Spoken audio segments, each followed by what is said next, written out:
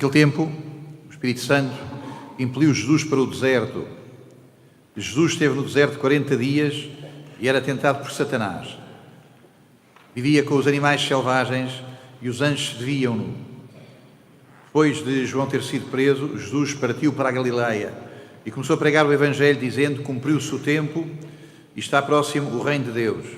Arrependei-vos e acreditai no Evangelho. Palavra da salvação.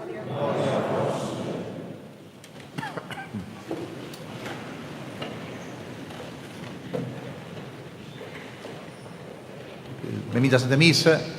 Estamos então a começar a Quaresma. Já começamos de uma maneira própria e adequada na quarta-feira de cinzas.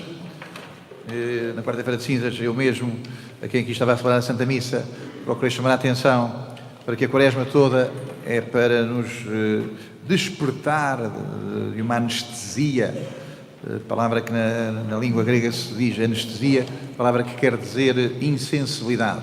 Então a Quaresma é para nos libertar da insensibilidade, para nos despertar para esta relação com Deus. A insensibilidade, essa forma de crueldade, antes de mais dos intelectuais, a insensibilidade. Sabemos muito, mas o que sabemos não nos comove o coração. Sim, essa tentação dos intelectuais de grande recorte, aos intelectuais médios, que com o que veem no telemóvel, já o que sabem lhes permite terem uma dureza de coração e não abrir o coração a Deus. Então a Quaresma serve para nos despertar desta insensibilidade. Bom, as leituras de hoje apresentam-nos dois polos que também são sempre contínuos, estão sempre a disputar connosco e com a direção que damos para a nossa vida. O polo do povo e o polo da solidão, da grande solidão. Então, por aqui aparecem estes dois polos que são relevantes. Os grandes homens de Deus são homens solitários. Aqueles que não são grandes solitários não são grandes homens de Deus. Os grandes homens de Deus são homens solitários. Quando não são grandes solitários, não são grandes homens de Deus. Isto é sempre assim na história da Igreja. Os grandes mestres, os grandes sábios, os grandes santos são sempre grandes solitários. A coisa que talvez disputa mais com a solidão, não a vence, não ultrapassa, mas é uma coisa que disputa muito com a solidão, que é a fama, que é a aparência, que é ser apaparicado. Não estou a dizer que quando a pessoa tem fama, quando a pessoa tem aparência de grande sucesso, não estou a dizer que tenha desaparecido a solidão, mas pelo menos parece que desapareceu. Em todo o caso, chama a atenção para que os grandes homens de Deus são grandes solitários, são homens de silêncio, são homens do deserto, assim como hoje nos é apresentado. O primeiro homem que nos é apresentado é Noé. Não se trata de uma figura do Walt Disney. A Arca de Noé não é uma brincadeira para as crianças, não é para fazer alguma coisa, uns desenhos animados mais ou menos cómicos. A Arca de Noé para nós é muito importante. É uma palavra que Israel trouxe do Egito. A Bíblia está escrita em hebraico e esta palavra arca é uma palavra que tem origem egípcia. E aliás, esta palavra a Arca de Noé, a palavra é a mesma que a Bíblia usa uma única segunda vez para referir a cesta aonde foi salvo o Moisés. A palavra a cesta de Moisés pode dizer a arca de Moisés, e aqui assim a Arca de Noé também podemos dizer a cesta de Noé, a palavra é a mesma. Com efeito, esta palavra arca depois vai servir, só é mais nada, para o sacrário dos judeus, que eles chamam de tabernáculo. Esta palavra também pode servir para a arca, que lá estava dentro do sacrário para os judeus. Bom, estamos a ver que são realidades de grande expressão, de grande densidade para a fé de Israel. Então o que é que se passa? Deus aparece ao Noé a dizer que eu vou estabelecer contigo uma aliança e, portanto, todos quantos saírem da arca e viverem na terra, eu terei com eles uma aliança. Então isto é sempre assim. Deus escolhe um, Noé, escolhe um outro, Moisés. No Evangelho vamos ver Deus escolhe Jesus, Deus está presente e atua em Jesus. Deus escolhe um para a salvação de muitos. Deus escolhe um para que muitos sejam salvos, para que um povo seja salvo, para que um povo seja constituído, para que um povo seja salvo. Uma coisa lateral, menor, mas que também não penso que deve dizer, também não enfrentar. É óbvio que a expressão arco-íris, para nós os cristãos, é um sinal de aliança com Deus. O arco-íris é um sinal de aliança com Deus. E porquê é que é um sinal de aliança? Pela razão simples que os antigos verificavam que o arco toca a terra e toca o céu. O céu e a terra, o arco vai da terra ao céu, do céu à terra, e portanto, para os antigos, o arco significava, de alguma maneira, a aliança entre o céu e a terra. Costumo dizer que no paramento, aqui por dentro, vem esta faixa de pano que se chama estola e que também é uma espécie de arco-íris. Vem de cima a baixo, de baixo a cima, e serve então para significar que nos padres a terra chega ao céu, o céu chega à terra. Então o arco-íris é um sinal de aliança com Deus. Dizia um sábio contemporâneo que as palavras antigamente serviam para descrever a realidade. Hoje servem para ter poder sobre a realidade, chama-se isso ideologia. As palavras servem para descrever a realidade. Na ideologia, as palavras servem para ter poder sobre a realidade. Portanto, quando o arco-íris é símbolo da cultura gay, andamos a dar um uso perverso à ideia do arco-íris. Quer dizer, o arco-íris não é uma flecha para atingirmos a santidade da relação com Deus. Não, o arco-íris não favorece a esterilidade da cultura gay. O arco-íris afirma que se estivermos com Deus, há uma fecundidade que preenche a terra. Tudo ao contrário de uma ideia infecunda da esterilidade da cultura gay. O que nós estamos a afirmar é que quando temos aliança com Deus, a terra vai ser então enriquecida com todo um povo que a vai habitar. Não é aquele a quem Deus serve para fazer uma aliança com o seu povo, e é isso que hoje nos é apresentado. Do mesmo modo, a segunda leitura também vai por aí, e tanto São Pedro diz-nos que esta entrada na arca, nós entramos na arca da aliança pelo batismo. É o batismo que nos faz entrar nesta santa aliança com Deus e, portanto, pertencemos a este povo da aliança que Deus quer fazer, pertencemos através do batismo. Bom, chegamos aqui assim ao Evangelho e de novo deparamos com Jesus na sua imensa solidão, na sua solidão única, neste terreno que é logo um terreno árido, um terreno difícil, que o Evangelho chama deserto. O Espírito Santo impeliu Jesus para o deserto. As traduções tantas vezes são incompletas. O que está lá escrito é que naquele tempo o Espírito Santo impeliu imediatamente Jesus para o deserto. Imediatamente impeliu Jesus para o deserto. Há aqui uma urgência, e a urgência de Jesus é o que chamamos no credo. Por nós homens e por nossa salvação, Jesus tem urgência em ir ao deserto. Por nós homens e por nossa salvação, Jesus desceu do céu para ir ao deserto, por nós homens e por nossa salvação. O 8 chega ao deserto e vai ser tentado por Satanás. A tentação. Lembrar que as tentações dizem respeito, de alguma maneira, as tentações dizem respeito à memória. As tentações são sempre uma certa violência sobre a memória. As tentações, para ti, para mim, para todos, as tentações são sempre uma violação da memória.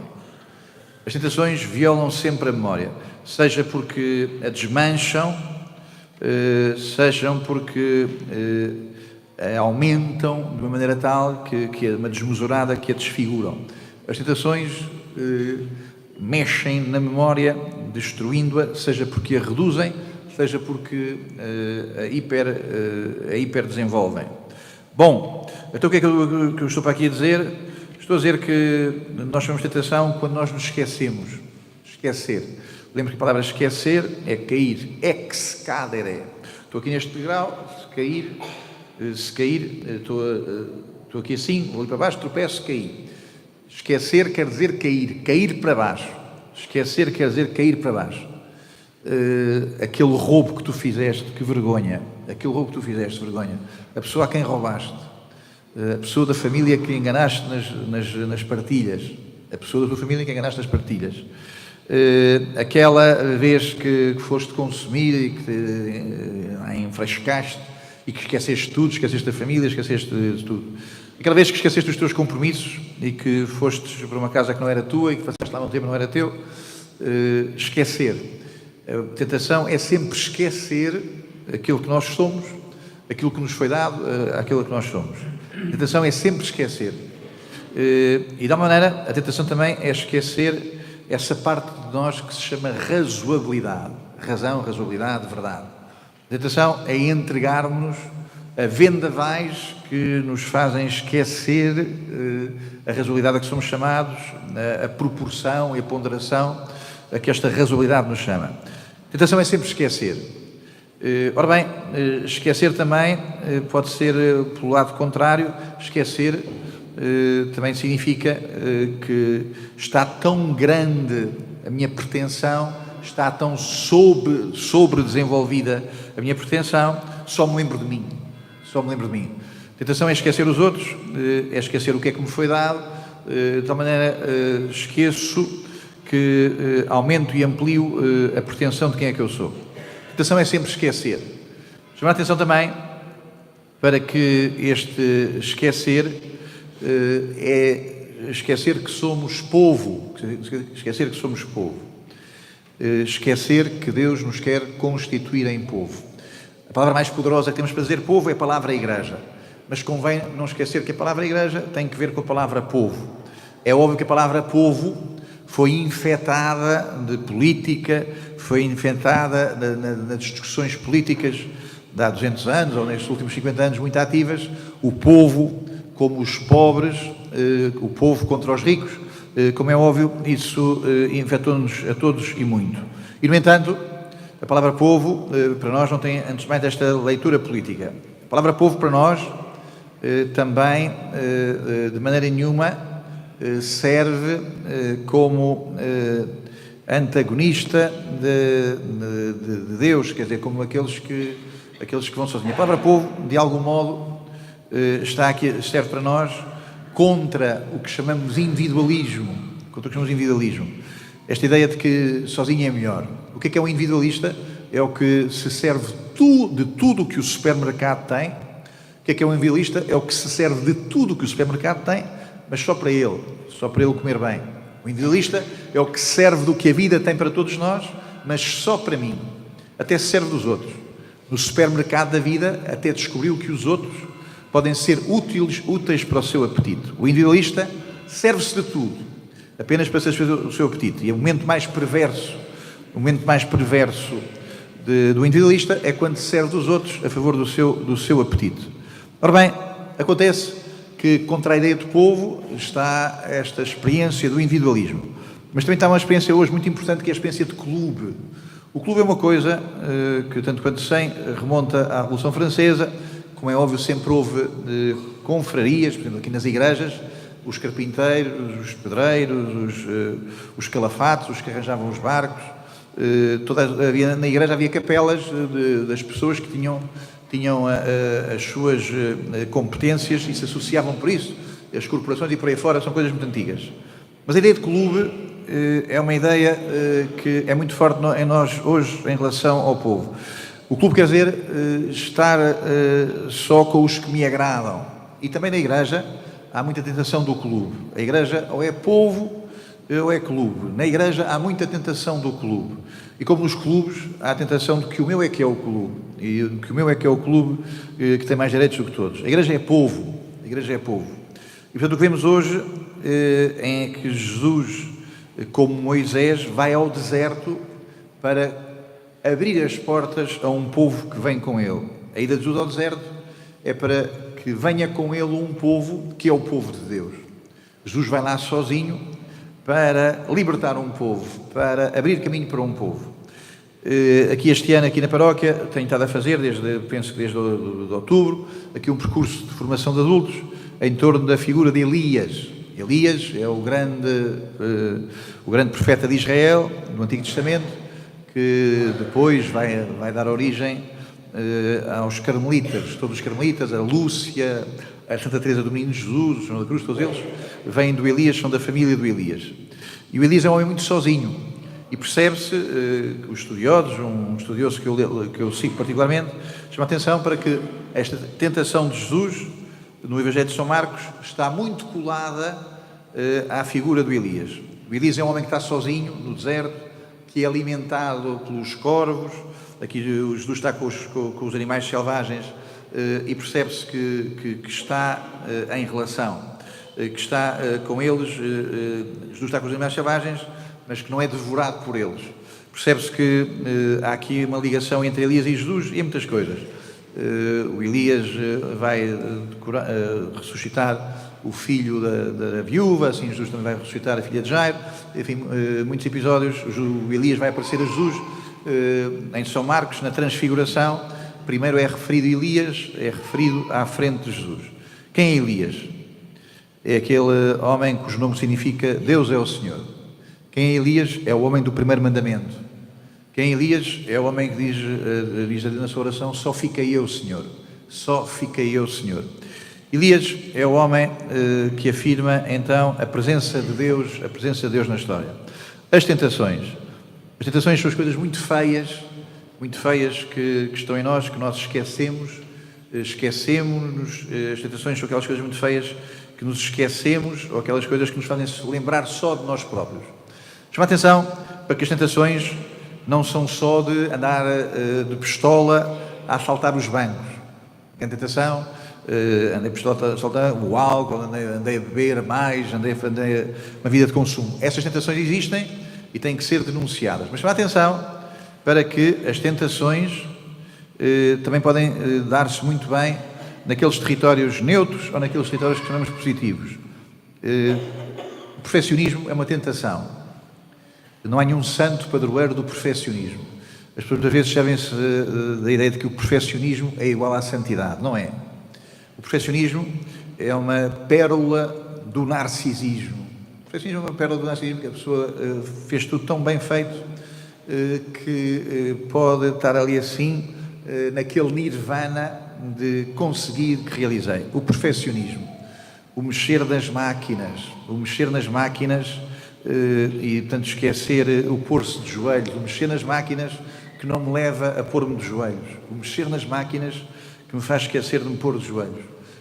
Penso que são tentações também, nos dias que correm, este olhar para a natureza e não sair da boca louvor, gostar muito da natureza, dos bichos, dos animais, da paisagem, gostar muito da natureza, e isso não agravar a minha necessidade de louvor, e isso não agravar a minha necessidade de bem dizer a Deus. O São Francisco de Assis, que quando olha para a natureza, da sua boca sai o cântico do irmão Sol. Então, enfim, a tentação para nós muitas vezes está ligada à corrupção, às coisas tremendas.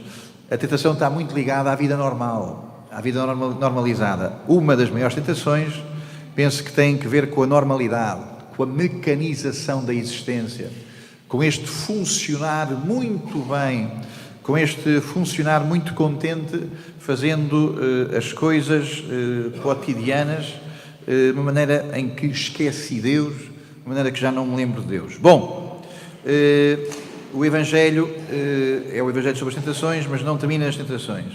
O Evangelho diz que o tempo está grávido, cumpriu-se o tempo, está próximo o reino de Deus. Arrependei-vos, aqui está no Evangelho. Arrependei-vos, aqui está no Evangelho. O Evangelho de hoje anuncia o Evangelho. A tentação é finalmente ficarmos com menos. Todo o teu perfeccionismo, toda a tua vaidade, toda a tua competência, toda a tua excelência, toda a vida extraordinária, todas as coisas que conseguiste são menos do que o reino de Deus. Tudo o que de formidável tens, tudo o que já tens de afetos, tudo o que já tens de restaurantes, tudo o que já tens de sucesso, é menos do que encontrares o reino de Deus. Pedimos ao Senhor para termos esta lembrança do reino de Deus. Jesus vai sozinho para que nenhum de nós fique sozinho. Jesus vai só Ele para que a partir de agora sejamos o povo de Deus, sejamos o corpo de Cristo. Jesus vai só Ele para que a partir de agora o nosso coração se lembre sempre do Senhor. Chama-se isso louvar, chama-se isso adorar, chama-se isso interceder. Que a grande vitória sobre o isolamento da tentação, que a grande vitória seja na nossa vida a experiência da comunhão na oração, a experiência da comunhão na vida da Igreja. Que o Senhor nos dê ir com Jesus, que de sozinhos, que de isolados, que de individualistas, de pessoas esquecidos, sejamos este povo muito grato que Deus constitui para si. Levantamos-nos, professamos a fé.